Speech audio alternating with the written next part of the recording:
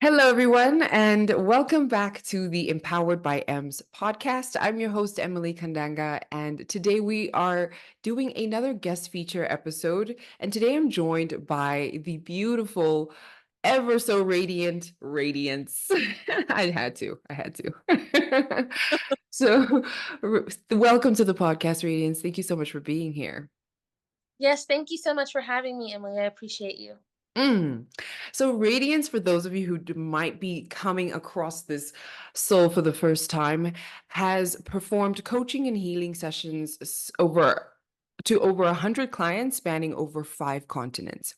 So, in 2017, Radiance defined the odds by graduating from the University of California, Irvine, with a BS degree in biological sciences. As a single mom of 2 daughters, soon after graduating, she began working in the biotech industry and focusing on treating cancer patients. Now she works on creating medication using stem cell therapy, and she also uses her H.E.A.L method to help heart-led entrepreneurs and leaders and professionals own their gifts and find their untapped potential. Radiance has been featured in Voyage LA Magazine and the M Makes Money show with Emily WIlcox. Pretty cool. I love that. Radiance also has a mission to heal over 1 million people so that they can fulfill their purpose and use their gifts to build a legacy that outlives them. I resonate so much with a lot of what you say in your bio. Thank you so much for being here with us, Radiance. Who is Radiance? Mm, Yeah, I want to hear your version and your story. Tell us a little bit about your personal journey and how you got mm. yourself to where you are right now. And yeah, all the stuff. Yes, yes. Thank you so much for that introduction, Emily. And to answer your question, um, who I am, that's such a loaded question now that I like sit with it. Right? But I guess the best way to put it would be I'm ever evolving. Um, always like flowing into the next uh best and highest version of me. And that doesn't mean that I am not satisfied with who I am now or not knowing that I'm enough now. It's more about knowing that there's always a deeper layer that is being unlocked as I continue Mm, to heal on my journey because I'm committed to my healing journey. And as I continue to evolve, there's always like something else that I find as I continue to dig through the layers. So the person I am is the result of years of healing, years of doing Reiki healing on myself because I am a certified Reiki master, mm, years of nervous system regulation, years of reading the works of Eckhart Tolle and doing mm. shadow work with Gene Keys and ancestral healing so that way I Yeah. can my lineage and my patterns for my daughters more than anything. That's what got me on this journey. 2019, I started on this journey with high anxiety, low self-worth, a Yeah. very poor self-image, very low confidence. And after my second toxic relationship ended, I was like, okay, I need to really figure out what's going on with me. You know, it's easy to point the fingers and say, okay, all these things happened to me. And yes, Yeah. they did. Yeah. Uh, not saying that certain things didn't happen, but I also know that I had to take radical responsibility of my life and say, what can I change? What can I do? How can I take responsibility for my life? Yes. That what catapulted me on my healing journey was me knowing that I wanted to be a better version of myself for my kids. Yeah. And also knowing that I didn't want to continue working 60 hours a week just to Mm. feel um just to make ends meet, but not feel like I was living my purpose.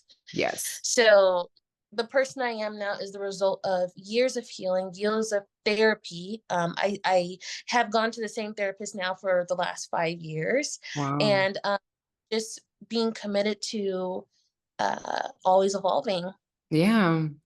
I love that so much. There's some nuggets that I want to pull from there that you touched on Mhm. the different ways that you've uh, approached your healing journey and what you've been focusing on, ancestral healing, how did you overcome your the low self-confidence? How did you overcome all of those things and bring yourself into, honestly, your the full, I'm gonna your the full essence of who you are? How did you get Mm, yourself there? What were some of the tools that you leaned on?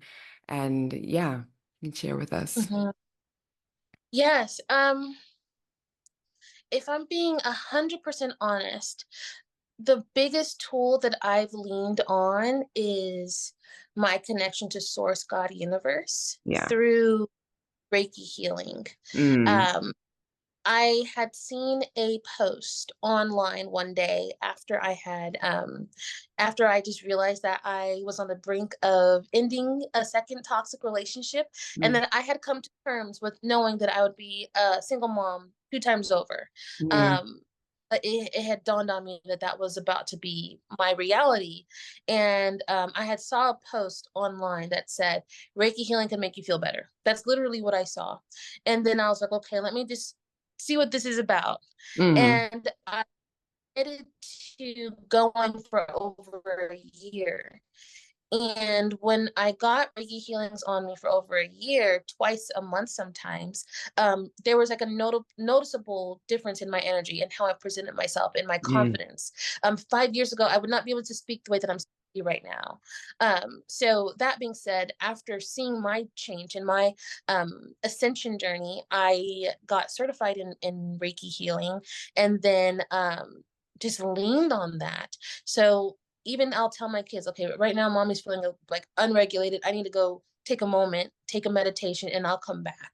mm. So I've leaned on knowing that I can change my energy, that I can Yes. connect to source whenever I need to. You know, Yeah. that connection is always there, don't get me wrong, but when you can sit with yourself and sit in your energy and actually intentionally connect with source, with God, and then say, okay, God, can you show me what I need to do, and have that vision be shown to you.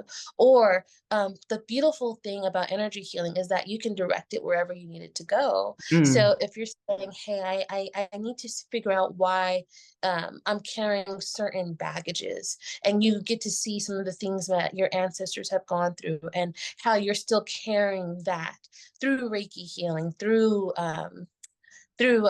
energy work, then mm, you see that and you feel it, and you can like say, okay, how can I recapitulate this vision? So how can I change it to what I need it to be? Well, so let me just give a little bit of a education on that. So if you haven't heard from it in your audience, so recapitulation means that you can have a vision of something that has happened to you in the past, mm, and then instead of having that same thing happen to you, you can say, okay, I can change the vision, change the memory to what I needed it to be in that moment. And then in doing that, you're giving yourself the emotional needs that you needed in that moment. And then you can no longer, well, if you do that consistently, so you have to do this yeah. over and over again. But if you do it consistently, then you can no longer carry that same Energy. result, Yeah. that Mm, same result can change the result of whatever circumstance that you've gone through. And then now is no longer having an effect on your unconscious behaviors. mm. So I did that over and over again. Um, Wow. and in doing that, especially doing like inner child work, that's something that I'm working on a lot right now, Mm, reparenting myself through Reiki healing. That has been something that is like it's just mind blowing what you can see when you connect with energy. I feel like you've done this before quite a bit, Emily. yeah. And you're just like, I didn't know that there, you know. Yeah. So long answer to your question, I've leaned on healing through energy work. A lot of the other tools have been like really great additions. Working with the ego, like we're working with Eckhart Tolle, like I said earlier, working with the Gene Keys and shadow work, um, working with one of the other tools. What's the other tool that I'm thinking of right now? The inner child work. That's been Mm, really great. Those things have added on to my Reiki, but my biggest foundation is always Reiki. Yeah, I love that so much. Only recently came into contact with Reiki energy last year, got attuned as well. I'm also a Reiki master, and I do self cleansing, self Mhm. practice every now and then. I have found the energy to be the first few times when I did it consistently, I was so overwhelmed. I felt like I was depressed for 2 weeks because there was just so much being unearthed, and I was consistently running the energy, so it started to become a lot. So I eventually pulled back and just allowed sort of the stuff that came up like room to process and actually be cleared, because it's almost like I was drowning in in stuff. Yeah. Which, yeah. So I love that so much. It's so fascinating for me to hear all this. I want to know too about gene keys. I think people listening would love to hear about this as well. I've heard this mentioned, but I've never gone into it. And I believe that whatever you need, whatever your tool is, always calls you and speaks to you. So I would love to hear more about this. Maybe it's going to speak to somebody out there. Yes, yes. So, um, to give like a basic interpretation of the gene keys, if you've heard of human design, then it's like another version, Mm, because they use astrology and it's based off of the tropic version of astrology. mm, So with that, your birthday, on that day, there's a certain magnetic frequency that was permeating on the earth because of its placement in relation to the other planets, Jupiter, yes. Saturn, Pluto, all of that, Mars, Mercury, Venus, right? So that magnetic frequency then um, penetrates your body. So this is not something that I'm just saying. This has been proven. There's actually a Yale professor that has proven that that magnetic frequency penetrates parts of your brain, and then that determines. Oop, there you go, there you go, and then that determines your personality traits as Wow. you continue grow. And this has been proven again, once again. So as your personality traits continue to develop as an adult, you see certain patterns of behavior as you know, in your relationships and how you relate to yourself and how you relate to business. And that's what the Gene Keys focuses on. It focuses on how you relate to yourself, how you evolve, how you then can use that in something called your Venus sequence with how you relate Mm, to other people, relate to yourself, and then you use that again in your Pearl sequence, which is how you relate to business and your brand and your endeavors and what gifts you're specifically supposed to bring to the world. So there's three main sequences that you look at. You look at your yeah. activation sequence, your Venus sequence, and your Pearl sequence. Mm, So the activation sequence is more about yourself, your yeah. own person, your own just getting to know you more, Mm, and how you relate to others is your Venus sequence, and then how you mm, relate, put all of those things together is yeah. the Pearl. The pearl. And, um with one of the things that I've noticed with myself and with my clients is like, okay, well, if you can speak to your audience in the way that your gene keys is telling you that would relate best to you. Sometimes that means you're more of a heart-based speaker. Sometimes that means you're more of someone that is supposed to find different ways of presenting education. You know, there's Mm, different ways everybody's supposed to tap into their genius. So when you can tap into your specific frequency that is the best for you, then that works wonders in how you can maybe present better as a business owner, mm, or as maybe it's better for you and your partner when it comes to your Venus sequence and how mm, you relate to each other's shadow, and saying, okay, well, this person needs this type of love language and vice versa. So it's really impactful, especially because in my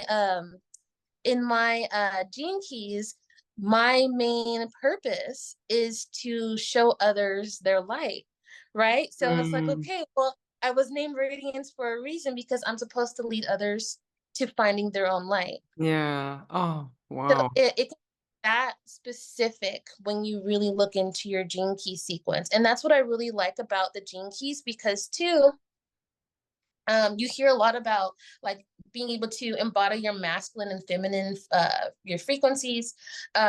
If you look at your gene keys, it'll tell you um, on your specific gene key that you'll have maybe 3 masculine features in this particular gene key and then 3 feminine features. So you're supposed to ebb and flow between masculine and feminine in a Mm, specific gene key mm. versus one that will be very heavily masculine and one that will be maybe heavily feminine. So it'll tell you when you're supposed to ebb and flow in between both frequencies. So I really enjoy that because in my opinion, when I see in the online space really, really, really promoting the feminine frequency, I believe that there's power in your feminine, absolutely. However, to neglect the masculine would be to neglect a part of yourself too. Yeah.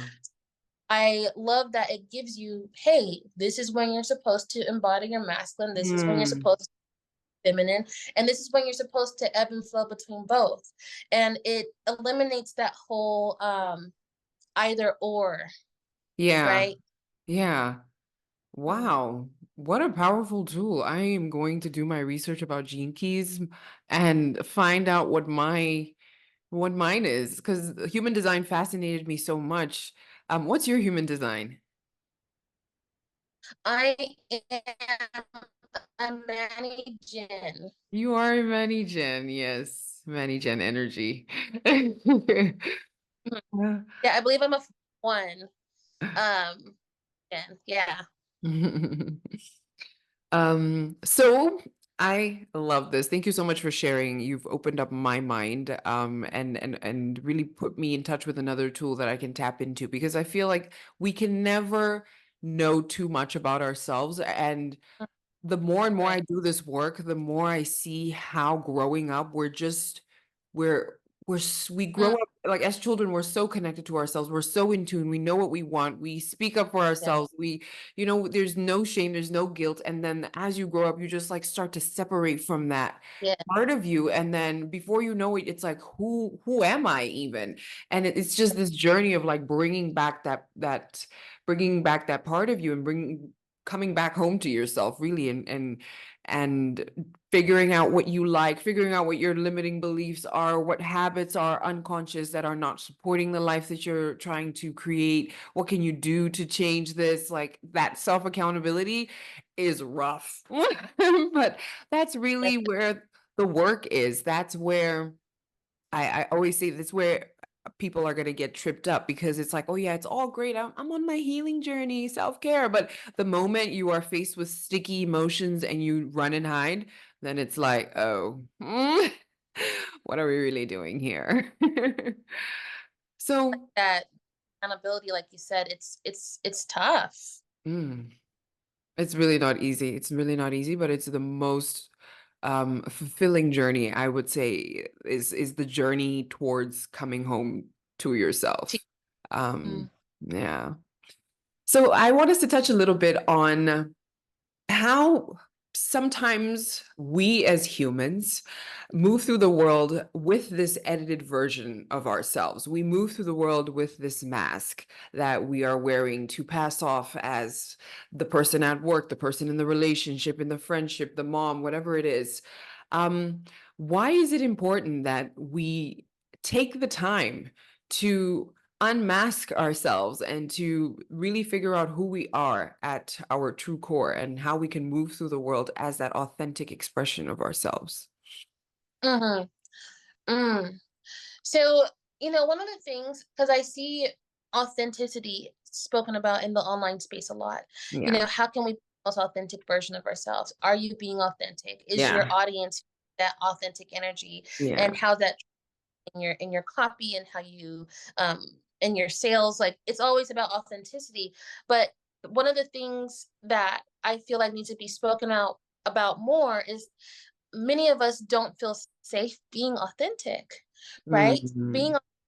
authentic comes from being safe enough to know that you can be vulnerable and to know that people can accept you as you are. And if you're not accepted, that doesn't invalidate you, right? Mm. It just means perhaps that those people aren't for you, or vice versa. Sometimes we're just not an energetic fit, right? And then when we feel that rejection, that's when we start to shame ourselves and start to go into that spiral of thinking that there's something wrong with us. And then we start to wonder if we can edit ourselves in order for people to accept us more. And then as we continue to edit ourselves to make people accept us more, we lose ourselves in the process, right? And then that's when I feel like that's when it gets a little muddled, where we're like, okay, am I really being myself, or am I being what I think people want me to be? Yeah. And this is something too that I feel is especially important, because when we are in, especially this is something that I read today, when we're in certain environments, perhaps we're thinking that we need to be what people want us to be, because perhaps it's ensuring our form of survival. Yeah. Perhaps if the corporate world, I need to be who I think they want me to be, because it'll ensure that I have emotion, or it'll ensure that I speak more less ethnic to them. And then you start to evolve, because you think if I can sound more, I live in Like America. If I can them. sound more, if I can Yeah. sound more, I can sound more right. And then you start to again lose yourself to thinking that if I can sound more like the dominant population, then I can at least survive for my family and for my, financially. So when you think of authentic, you also have to think, okay, authentic in terms of what? In terms of myself, in terms of my expectations, in terms of other expectations, or is it in terms of my soul and what I was called here to do? So one of the questions that I feel like when people are asking themselves, am I being authentic, is, am I being authentic to what audience? To myself, to my family? Is it for because I want to be? Am I shifting my identity and being authentic because I want to belong? And who am I belonging to in the process? Am I belonging to myself? Am I even liking myself? And who am I? Am I becoming in my authenticity? So asking yourself those questions um, can really start to unravel Yes. your true intentions of what being authentic means for you. And how safe do you feel in being authentic to yourself? So what do I mean by that? There's been times where I knew that if I was truly me, I didn't know if I would feel safe, but at the same time, I had to get myself acquainted with being rejected. Yeah. So how you feel being rejected, and knowing that your rejection doesn't devalidate you? um that's another question that I had to really get okay with, especially entrepreneur, and knowing Yeah. that I'm going to hear no all the time, and knowing that everyone's going to resonate with my message. And thinking it can be, being an entrepreneur is one of the most heartbreaking things you can really, because you're faced with rejection is one of the most impactful spiritual journeys one can ever go through, being an entrepreneur. So number two, so I said, does it devalidate you? And number three, your nervous system is super important, and you can self-sabotage yourself if you don't understand what your mission is in being authentic. So what do I mean by that? Oop, excuse me. I'm sorry. Let me clear my doesn't go off. Um, so what do I mean by that? Um, where did I go with that? You were saying what it means to be authentic and to be safe to do so. Yes. So in different arenas, you may not necessarily feel like you are the most accepted, like that what you come with is the most accepted version, right? So you have to be able to give your nervous system time and space to calibrate to different levels of safety. Yeah. And what does that even mean? What does that look like? That means widening your window of tolerance. This is a psychological term, Yeah. where you say, okay, what activities are acceptable for me as I am right now? Like, what can I reasonably do? Mm. And how can I widen that window? How can I start to feel more safe during certain activities? Being able to have conversations in front of people, knowing that what I say is interesting enough and that people do want to hear what I have to say, knowing that my presence is still welcomed, or that my presence deserves a space here, even though people may not like it. You know, being able to give yourself that time and space to say, I'm still okay, I'm here, and people want to hear what I have to say. And even if they don't, what I have to say does matter. So Mm. being able to have inner dialogues and that inner conversation with yourself is how you widen that window. And also knowing that you can educate yourself along the way too. That's one of the biggest, most profound things you can do to make sure that you feel authentic and that your nervous system feels safe to be Yeah. authentic is constant education. I'm always reading something. I'll listen to like my podcast. If I'm not, so I also listen to tarot in between. You know, I'm not always on like a self-development journey every single moment of my day. However, Yeah. I do make sure that I educate myself, and I feel like that's an important part of your journey. So being authentic means asking yourself, what am I being authentic for? And is it truly for me? Is it truly for belonging? Am I also does my presence feel safe in this space? How can I feel safe? And making sure that you don't allow others' perceptions to devalidate your sense of belonging or your enoughness. Mm. So many good nuggets there. I love that. Thank you so much. I was stuck on and hung on to the thread that you mentioned about um this taking time and you allowing your nervous system that time to sort of regulate up to like it's like a little bit by bit.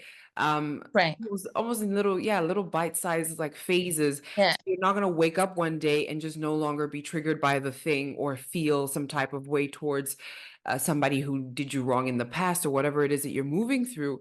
But it's like every day. And then one day you wake up and you really aren't triggered, or you really Right. are processing it and handling it and seeing it from a completely different lens. And when I think about that, I think about something that happened to me recently. Um, but I will share at the end. I want to get to the next question. Okay. um, how can you, or how would you say we can become masters of ourselves? How can we consciously become um, masters of our authenticity, how we move through the world so that we are honoring ourselves through every stage of and in every moment. We're not self-abandoning. We're not, just Mhm. trying to fit this mold, trying to pass off, really, right? And sell some story just to fit in. How can we begin Mhm. to take full control of ourselves in that way? Mhm. Mhm. Mm. One of the biggest things that's coming to me as you ask that question is finding ways to bring the unconscious to conscious mind. So Mm, how can you start to notice certain actions, certain behaviors that perhaps you've done impulsively?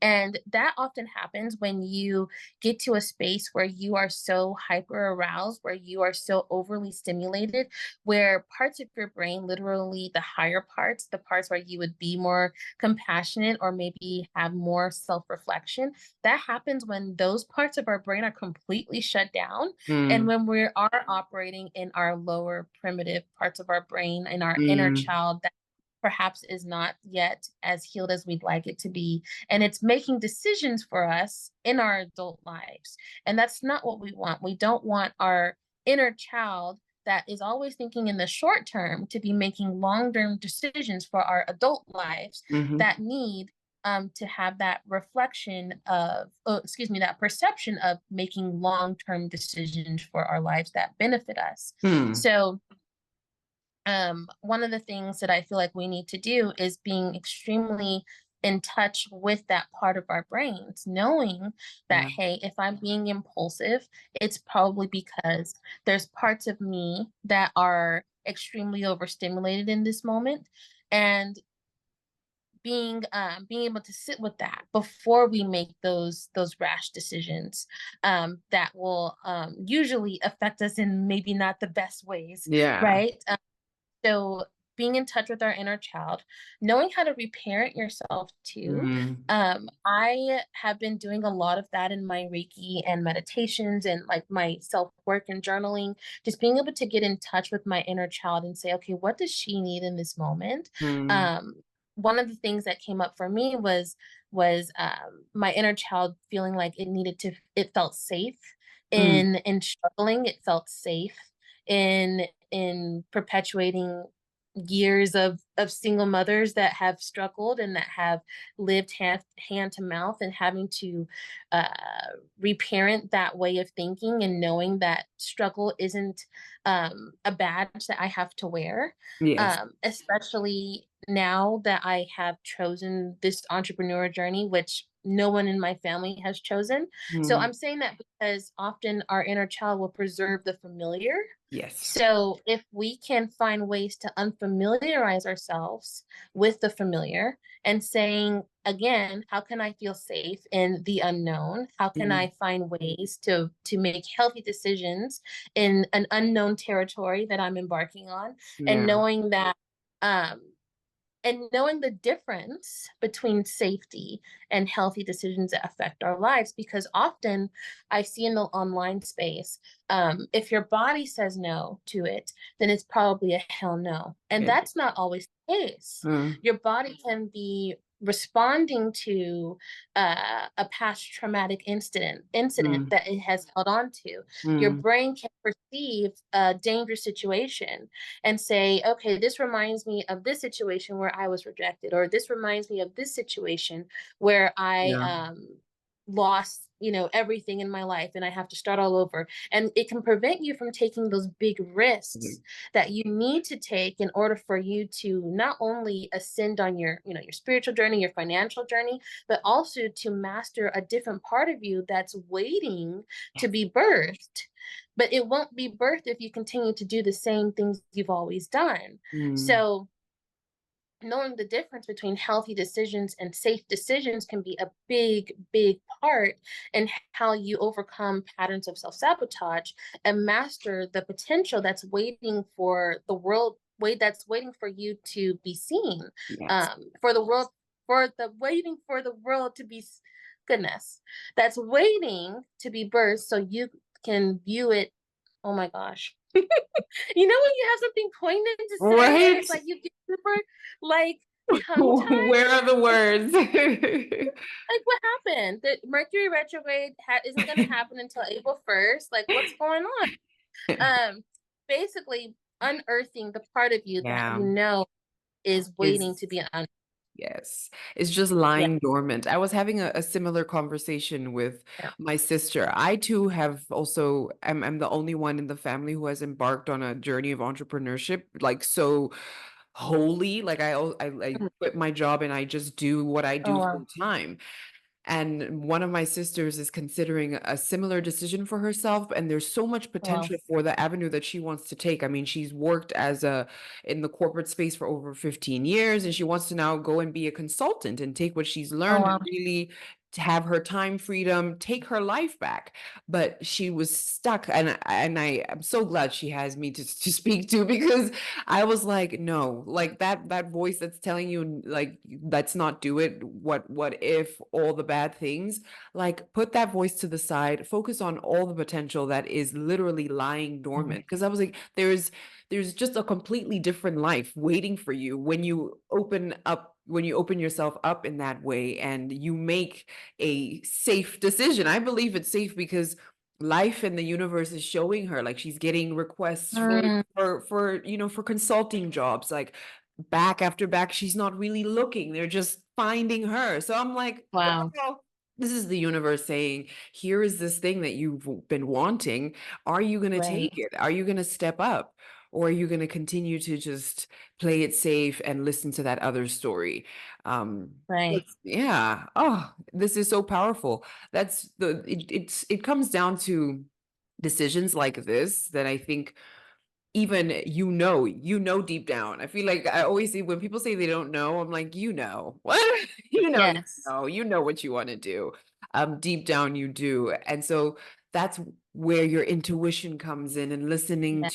to source and tapping into that inner guidance, and whoever it is that you're calling upon, whether it's your ancestors, whoever Mhm. guides support you, but tapping into that and knowing that life will, like, the net will appear. Because when I leaped, I Yes. had no idea that that a net was going to appear. I just knew it was something I needed to do. The call was so strong that I couldn't ignore it. But Mhm.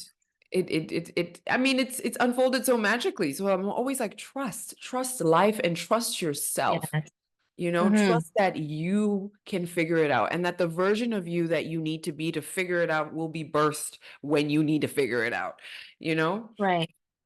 Oh, That's so beautiful, especially the part where the net, because I'm visualizing like a yeah. hand just coming from the universe and just catching you each time, Mm, you need that. And like I love how you said that that version of you that needs to come through, it will. And each time I've trusted, it has come through. And yeah. sometimes it's not in the way that I thought it would, but it always does. Yes, yes, I love that. Oh, your testimony is so beautiful, and your story is so powerful. It's important that we share these. This is one of the reasons why I really am intentional about getting guests on from all different walks of life, from all different parts of the world, to share their stories with how powerful this work is, and how the thread is Mhm. all the same. It's all about coming back home to yourself, and finding your way back to really who you were as a child, that inner joy, that enthusiasm, that Right. natural love for life, and doing what makes you feel good, and being unapologetic and honoring your boundaries. We're so good at honoring our boundaries as kids. Like, so good. Oh, Unfiltered. mm. Oh, Radiance, thank you so much for coming on to the show. I want to just ask you one final question before you can just let the audience know where they can find you and find your work. I would like to know, what piece of actionable insight or advice could you offer my audience today that will help them live a more empowered life, and more Mm, empowered and authentic? Let's weave in that authenticity as well. yes. Yes. Um, mm.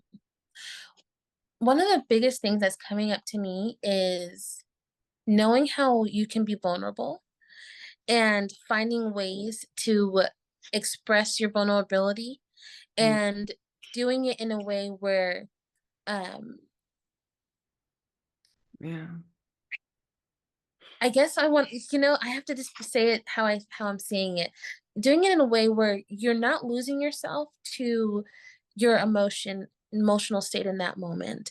Mm, While also being yes. clear in what you're saying and how you're feeling. And I'm saying that because there's been times, especially in the corporate world, where I have had to be vulnerable, where I've had to say, this is how I'm feeling, this is what I'm seeing, this is how I'm interpreting these situations. Yeah. And while it's not always the easiest and it's not always the most comfortable, it has always yielded a better form or a better result than me staying quiet. Yes. So speaking up and saying your piece, even if it doesn't come out perfectly, I feel is extremely important because I've talked to a lot of clients who have felt like what they have to say Mm, isn't interesting enough, or they don't feel like what they have to say anyone wants to hear, or they've had their voice like shut down or told that what they have to say doesn't matter. And it does matter. What you have to say does matter. Taking the time to say what you have to say, mm, even if it doesn't even sound 100% the way you wanted to say it. Perhaps you didn't deliver it properly. Perhaps you didn't use the right 50 $100 words. It's okay. Like, just say it. mm, Because when you allow yourself to speak, yes, you're healing yourself. You've heard that speaking yeah. heals, saying it heals, but um it also allows you to cast a spell on your life too. Mm. Perhaps you're allowing yourself to see yourself in that moment and say, wow, I actually did say something. And now you're creating the momentum to say more and to do more. And it allows you to say, okay, if it wasn't that bad, I didn't die, right? I can do it again. Yeah. So continuing to speak on your life in the most amazing, in the most profound ways and positive ways that you can, knowing that both possibilities are available to you. Just like we're so focused on the negative happening, but what if the positive happens too?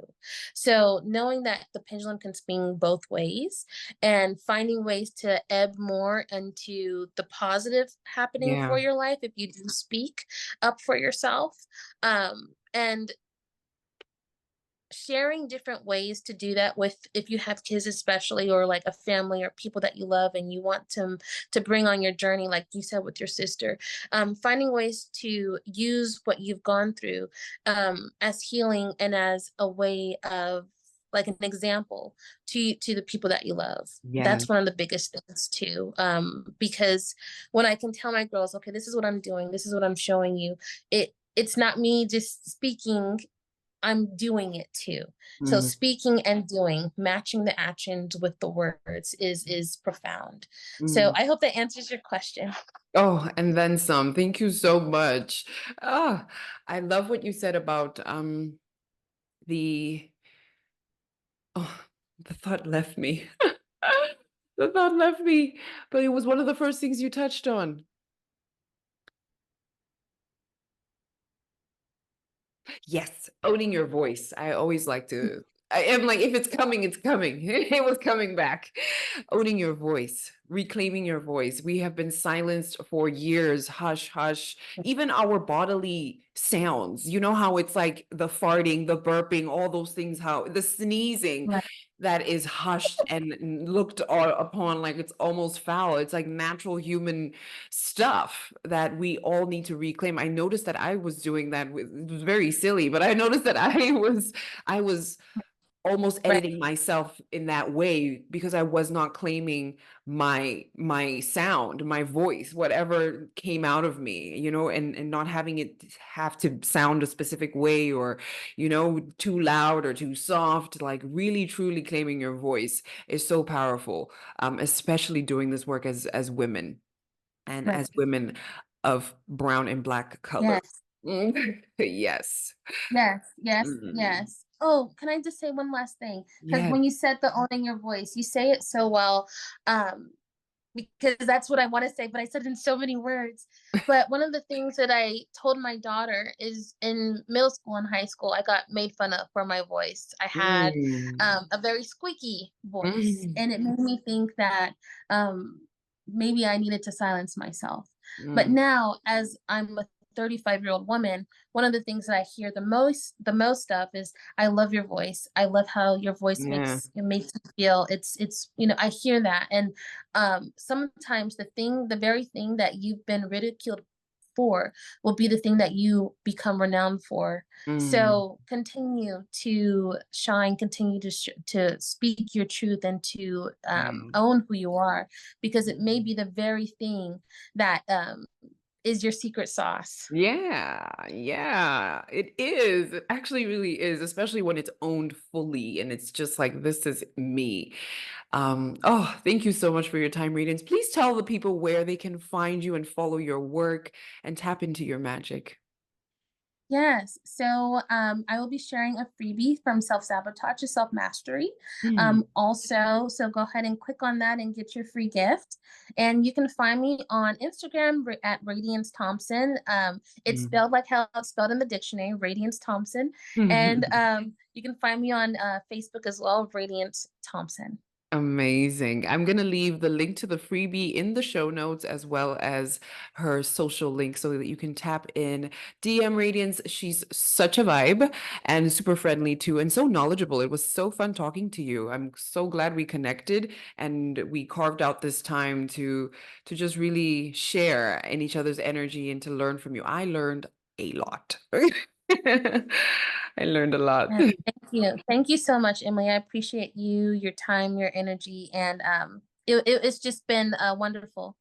being here today. Thank you. Thank you, thank you, thank you. And thank you so much to you, my listeners. I will catch you in the next episode of the Empowered by Ems podcast.